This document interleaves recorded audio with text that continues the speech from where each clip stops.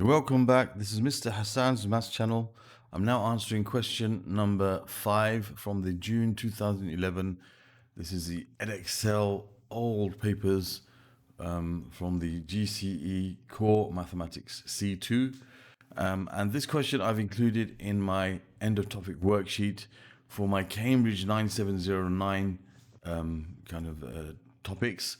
End of topic worksheet number 7, which is about radian measure. It's from Pure 1, P1 of Cambridge. So I've kind of similar kind of questions to what you get.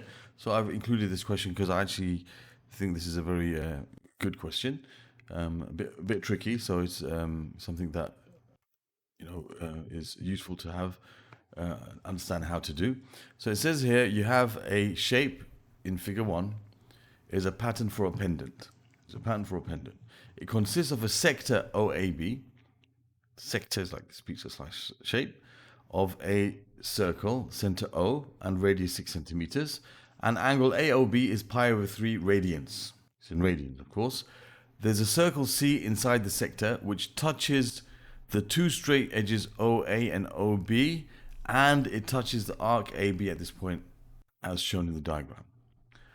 Find the area of the sector OAB. So we're going to find the area of this whole sector. Now that's pretty simple. We know that the area of a sector, and I'll just make the space down here to answer the question. So the area of a sector is given by a half r squared theta when theta is measured in radians.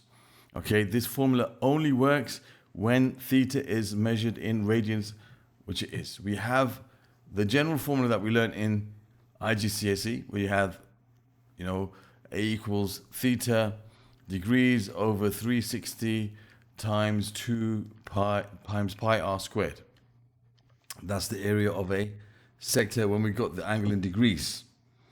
Okay, we got the angle in degrees is theta over 360 degrees times pi r squared.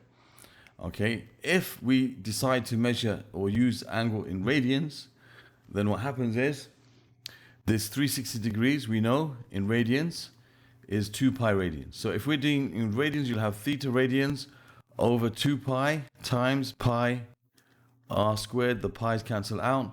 You're left with theta times r squared over 2, which is a half r squared theta, basically. All right, so that's the reason why this formula only works when we're using theta in radians. This is for degrees, this is for radians. So be very careful about that. Okay, so here we have a half r squared theta. In this case, it's going to be a half. And this formula actually is in the formula sheet anyway, so you can just refer to it, but the angle must be in radians. A half times 6 squared times pi over 3. So that's going to be 36 over 2 times pi over 3. So it's 36 over 6. That's going to be equal to 6 pi square centimeters. The question doesn't tell us to give it to 3SF. It doesn't say even give the exact area. So it would be perfectly fine if you left your answer in either in terms of pi, or you wrote it as 6 times pi and wrote it in terms of a decimal, which is 18.849, 18.849 dot. So you can write this as 18.8 centimeters squared. Write that 8 properly. 18.8 centimeters squared. So if you left your answer like this, that would be fine. If you left your answer like this, that would also be fine. Okay, if the question says give your answer in exact form, you would have to write it like this. If it said, round it to 3SF, for example, then you would have to write it like this. But if it doesn't state either of those, would be perfectly fine. Okay, that's part A. Pretty simple start to this question. Now for part B, it says find the radius of the circle C. Okay, so now this is the tricky part of this particular paper. Find the radius of the circle C. All right, now in order to do that, what we need to do is consider a few things. One thing I'll do is I'll just make this a bit bigger if I can. I've locked it. Let me unlock it. Make it a bit bigger so we can see a bit clearer what's going on. So now, what I'm going to do is I'm going to draw a line between the center and this point where the circle touches the arc. Now that length is the radius. That is 6 centimeters.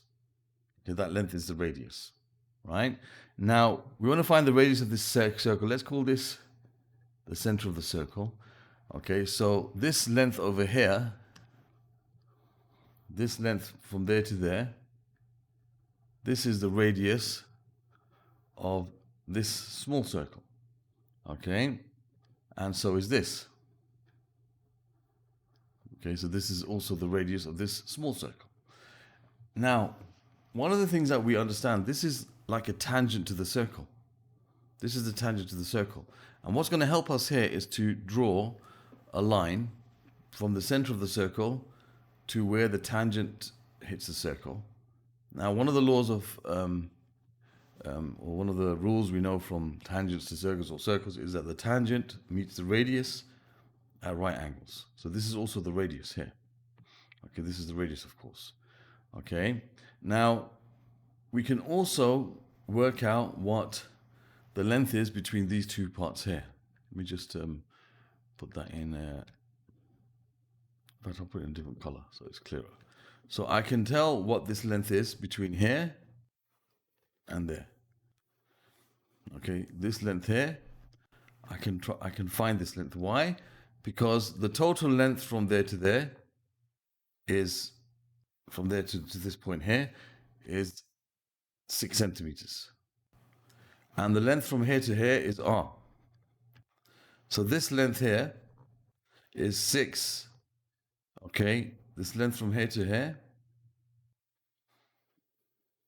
okay, is 6 minus r. 6 minus r will give me the length over here. R, this r is only from, it's that radius there. The length from these, between these 2 points here, is going to be, let me move this, sorry. This distance between these 2 points, this length is going to be 6 minus r.